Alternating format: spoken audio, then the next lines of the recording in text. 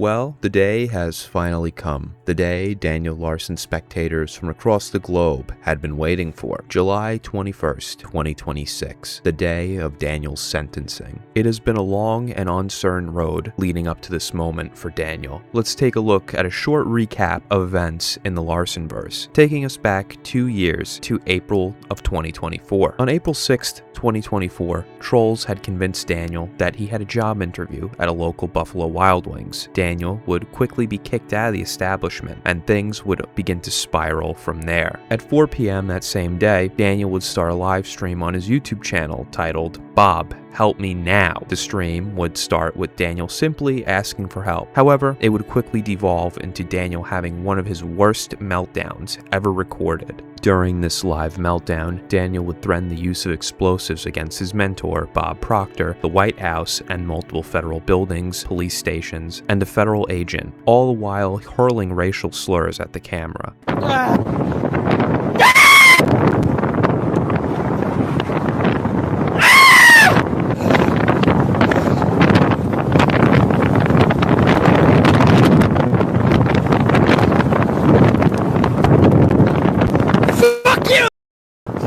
Fuck you, Bob!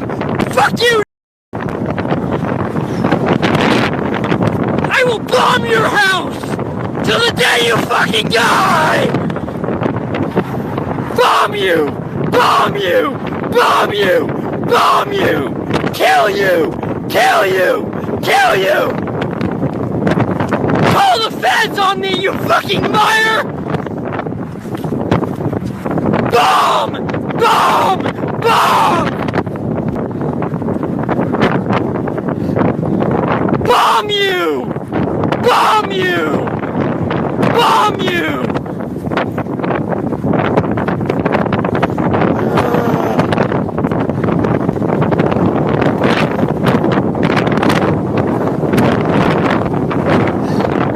Kill! Kill! Kill! Kill! Kill! On April 30th, Daniel would be arrested. Many onlookers would think this was yet again another routine Larson arrest, but soon they would be shocked by the gravity of the situation. Daniel would face 7 counts, 6 of which would be use or threatened use of explosives, and 1 count of interstate communication of threats, which would be in relation to the agent he had threatened. Daniel would be evaluated on July 19th and would be deemed incompetent to stand trial. He would then be institutionalized indefinitely. Extensions would be granted by the court in an attempt to restore Daniel's competency. Jumping ahead to January 22nd, 2026, Daniel would appear in court for a competency hearing. The court would hear the testimonies of psychiatrists who had observed Daniel while he was held in a federal medical facility for inmates. On February 3rd, additional witnesses would provide their testimonies to the court, and a month later, on March 3rd, it would be ruled that the court would find Daniel competent to stand trial. At this point, things seemed quite grim for Daniel. The evidence against him was overwhelming, and if convicted of all charges, Daniel would spend the rest of his life in a federal prison. However, amazingly, Daniel's luck had not run out just yet. On March 20th, Daniel would reach a plea deal with the government. Daniel would plead guilty to the 1 count of interstate communication of threats. The other 6 charges would be dropped as part of the agreement. Daniel would be expected to serve anywhere from 27 to 33 months in prison. His sentencing hearing would be scheduled for July 21st, 2026. On the 21st of July, Daniel would be sentenced with time served and would be immediately released from prison with 2 years of probation. Daniel will now be staying in private housing with a caregiver and will be chaperoned whenever he is in public to avoid any further incidents. Some other stipulations that Daniel must follow include random DNA and drug testing, forbidden from setting passwords on his devices, mandatory taking of all prescribed medications, destruction of his old Motorola phone, and he is also forbidden from contacting officials named in the case. And with that,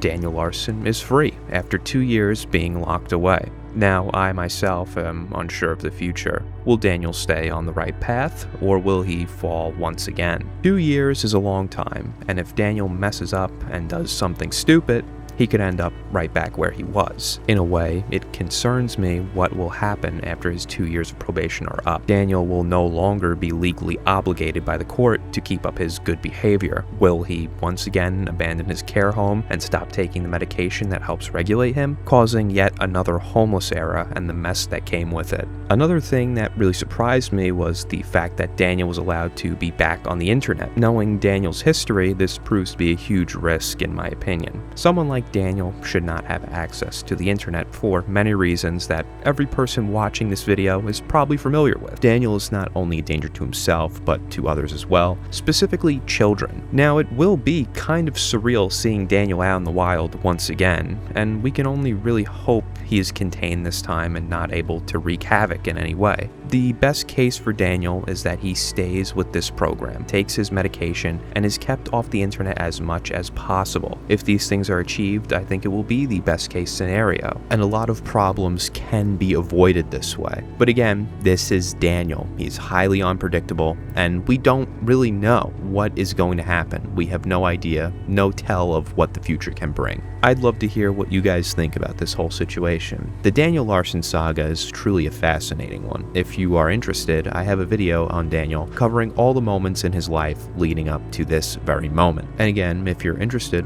please consider checking it out. But thank you everyone for watching. I will see you next time.